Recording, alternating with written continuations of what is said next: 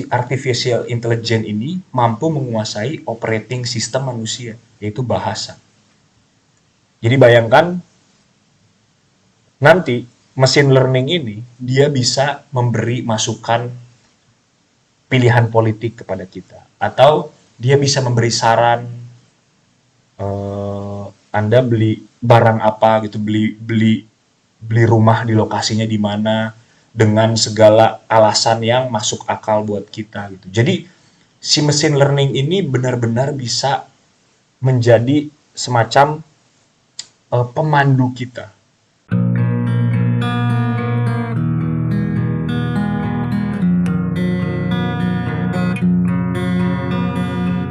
Saya Gideon Partogi.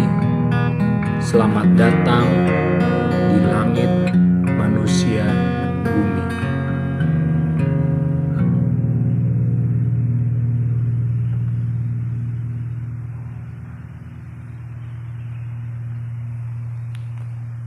Saya belakangan cukup banyak,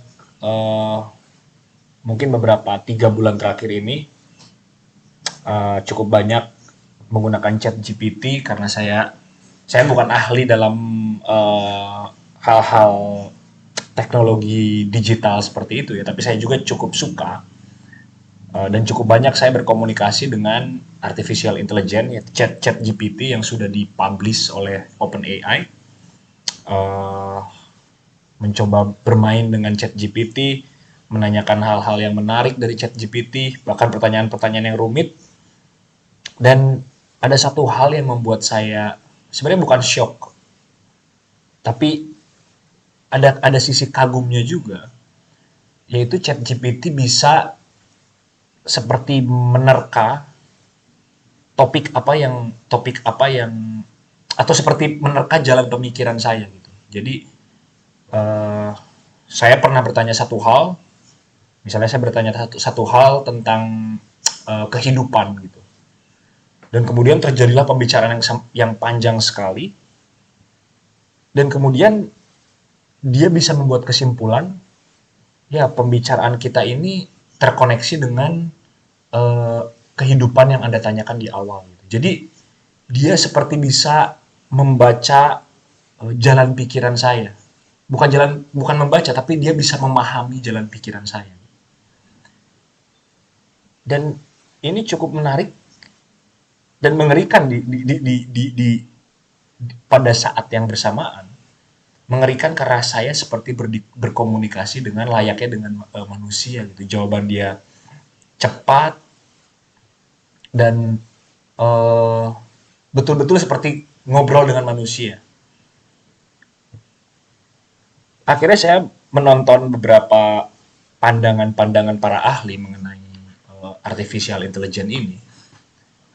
Dan ada esai atau ada pidato lah ya, speech dari Yuval Noah Harari, seorang penulis, seorang sejarawan.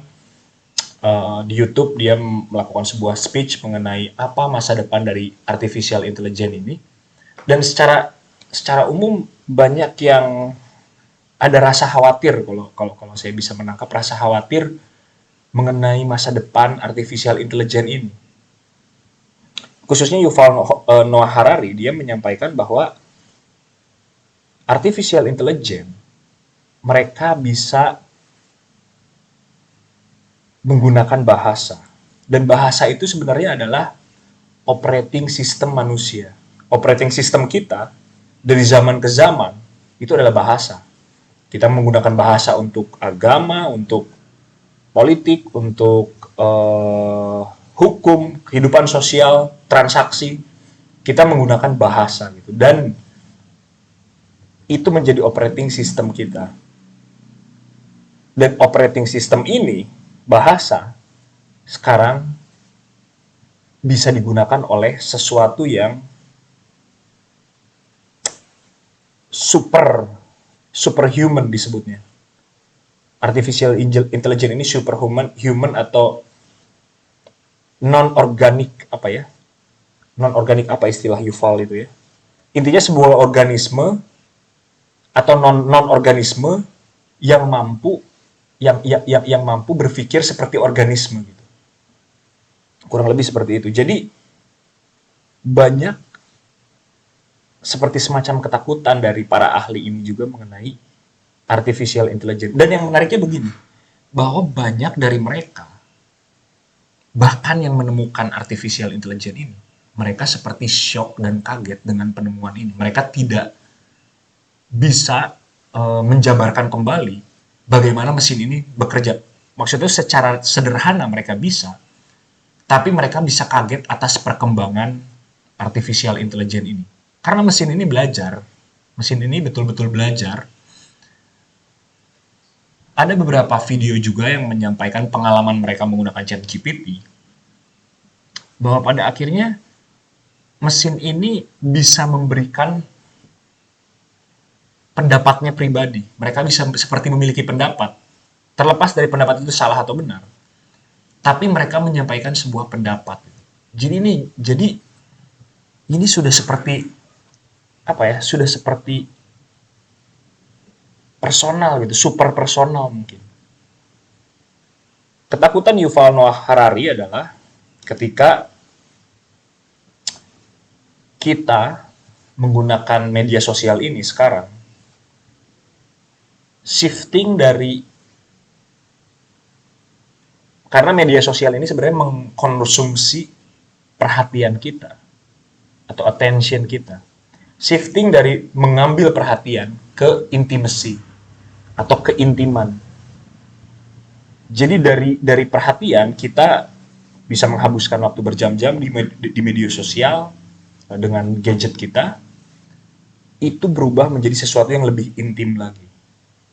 Jadi seperti semakin intim, semakin dekat dengan kita, khususnya karena si artificial intelligence ini mampu menguasai operating system manusia, yaitu bahasa.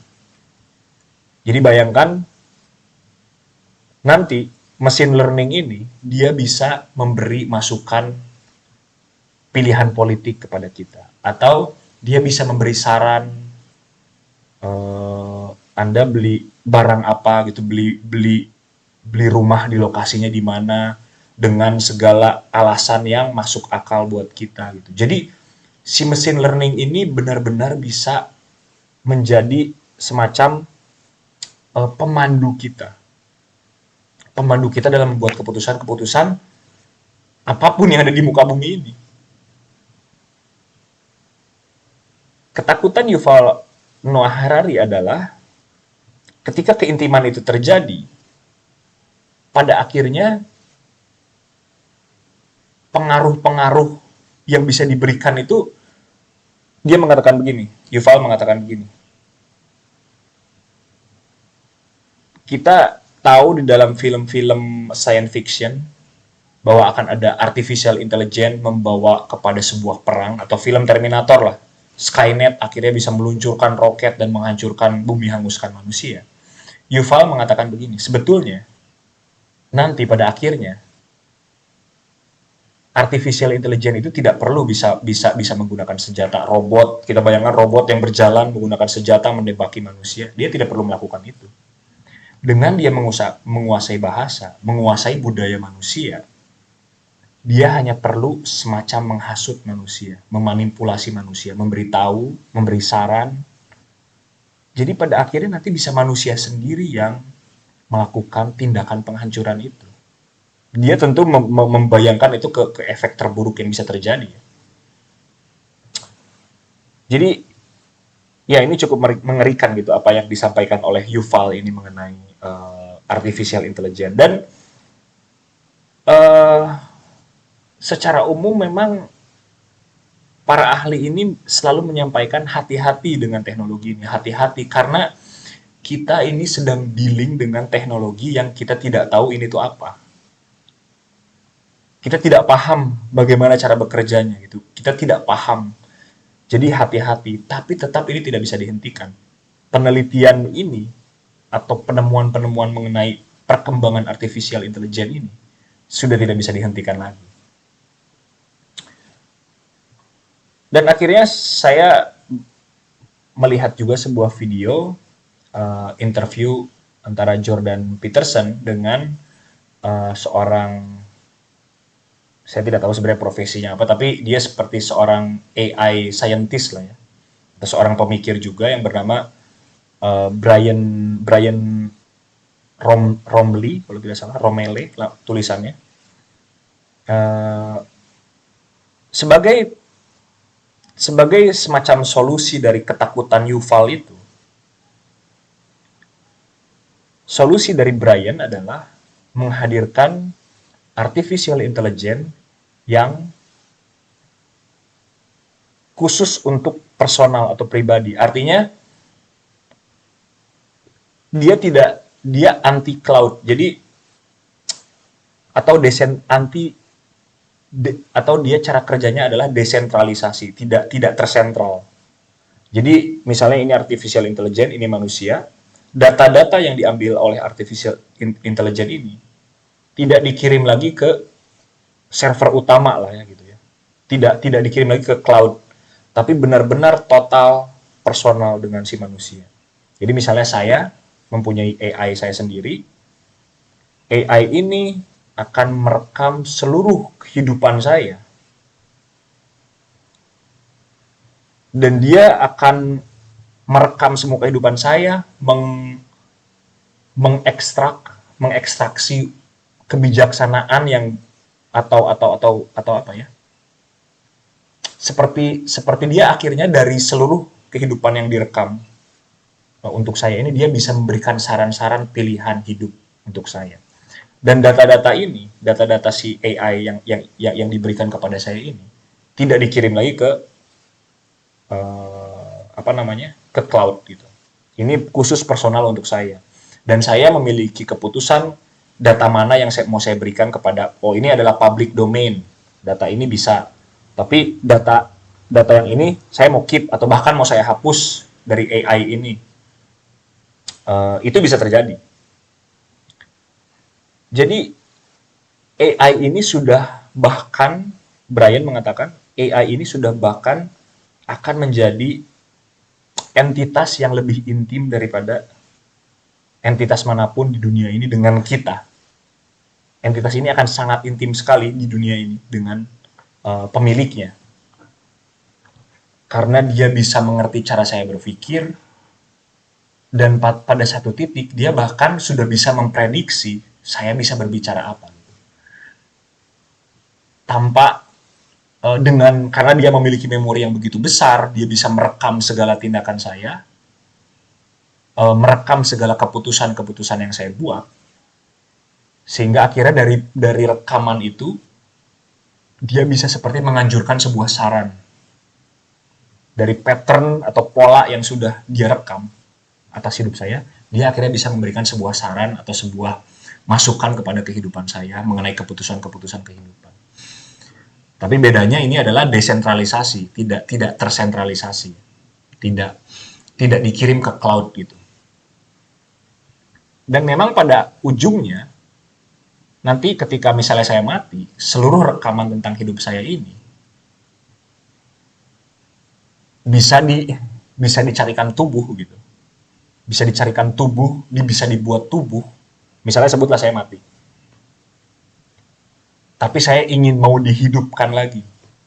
Artinya segala pengalaman kehidupan saya ini diberikan tubuh, dan akhirnya ya saya masih tetap hidup, tapi dalam bentuk robot.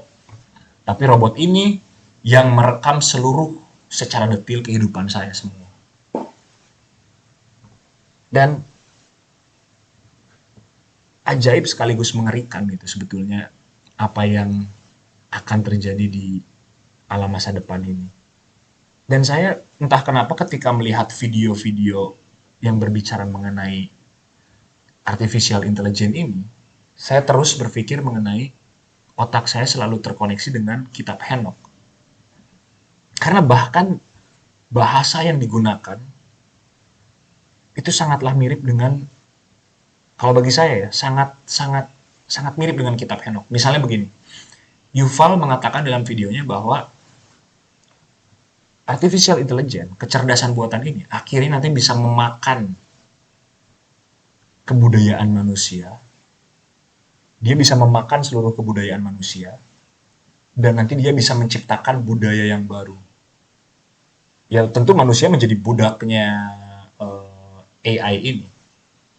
Tapi saya tertarik dengan bahasanya bahwa dia bisa memakan manusia. Ini karena di kitab Henok dikatakan bahwa malaikat-malaikat yang jatuh dari langit itu, dia bisa memakan, nanti pada akhirnya memakan manusia.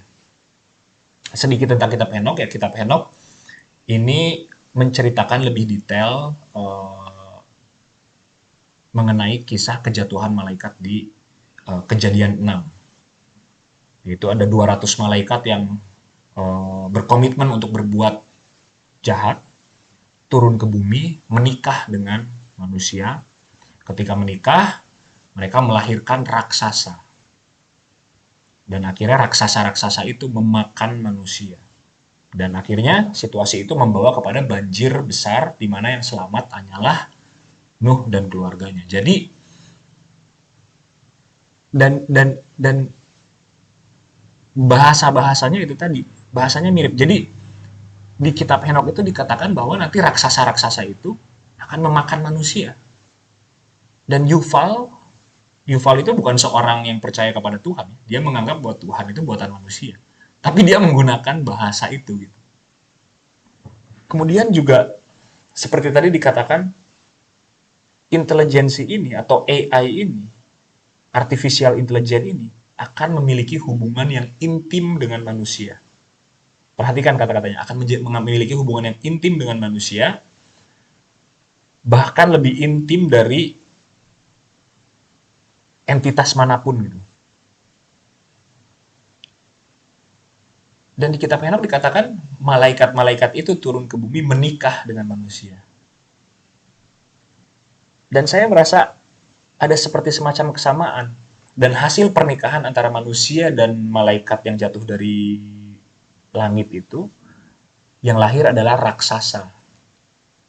Orang-orang kenamaan, orang-orang kuat,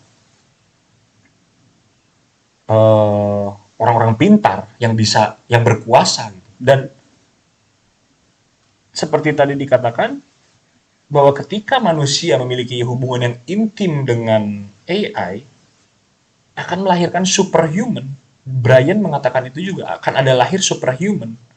Artinya si AI bisa memberikan saran-saran kehidupan kepada kita, di mana mungkin ketika saran-saran itu kita terima, itu tidak akan gagal gitu. Atau minimal ketika kita punya AI, kita memiliki memori atau ingatan yang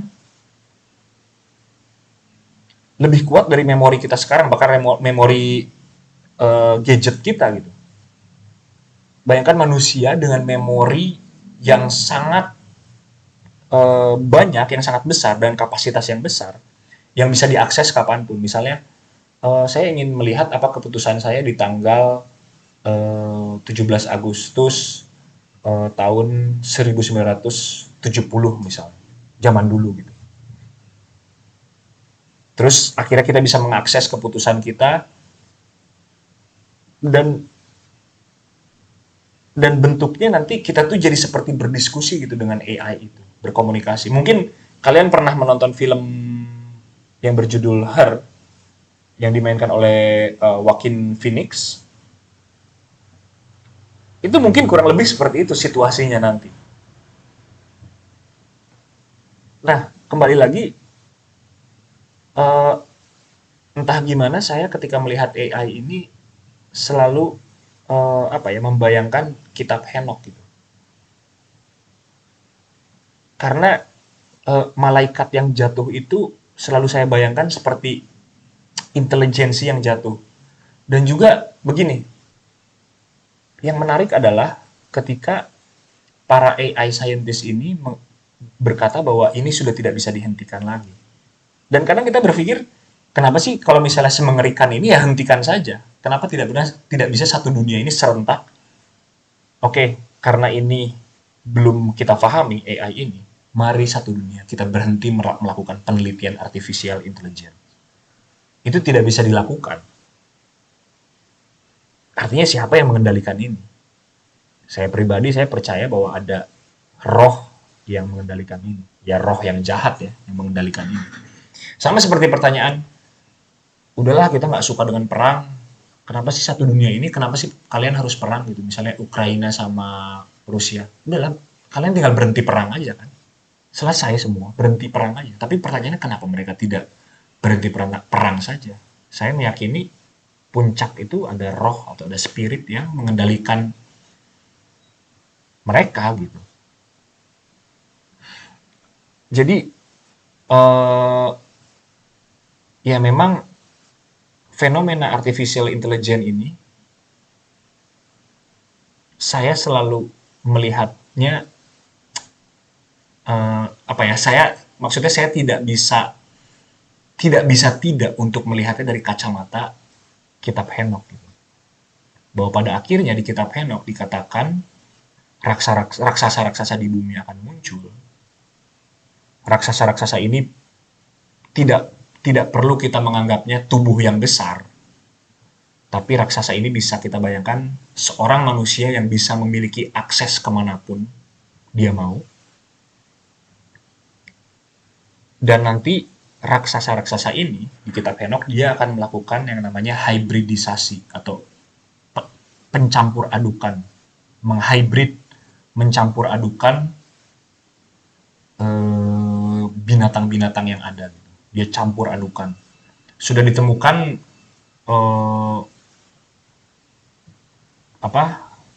belakangan ini 10 tahun ke belakang lah mungkin sebuah kitab yang di naskah Laut Mati bernama The Book of Giants. The Book of Giants ini mungkin mengambil dari kitab Henokh, tapi ada satu kisah yang lebih spesifik lagi di The Book of Giants ini, yaitu mengenai bagaimana si raksasa-raksasa ini menghybrid makhluk-makhluk yang ada. Dikatakan bahwa raksasa-raksasa ini menyiapkan 200 ayam, 500. Jadi spesifik gitu. Bagaimana si raksasa-raksasa ini menghybrid makhluk-makhluk yang ada. Dan ingat, menghybrid itu artinya dia melakukan apa yang sebaliknya Adam lakukan. Adam memberi nama binatang, menspesifikasi, sementara raksasa-raksasa ini menghybrid, mencampur adukan kembali yang sudah dispesifikan. Dan apa yang terjadi ketika yang sudah spesifik dicampur adukan? Ya bingung, chaos yang terjadi. Yang terjadi adalah ini membawa kepada air bah. Ya memang ini terdengar tidak positif mungkin, karena ya itu juga yang saya tangkap dari para pemikir atau saintis ini mengenai artificial intelligence. Tapi ada satu pattern yang menarik, yaitu pada akhirnya Allah memberi perintah kepada Nuh untuk membuat bahtera, teknologi juga gitu. Jadi teknologi yang membawa manusia kepada kehancuran, tapi akhirnya Allah sendiri menggunakan teknologi untuk menyelamatkan umat manusia, untuk dapat membangun peradaban baru dari Nuh. Dan tentu ke depannya kita tahu Allah memerintahkan bangsa Israel atau Musa untuk membuat tabernakel. Tabernakel itu ya teknologi juga. Membuat tendanya, semuanya itu teknologi. Jadi saya jadi teringat kata-kata Yusuf ketika dia berkata bahwa pada akhirnya Allah dapat mengubah atau mereka-rekakan sesuatu yang buruk itu menjadi sesuatu yang baik, atau Allah mampu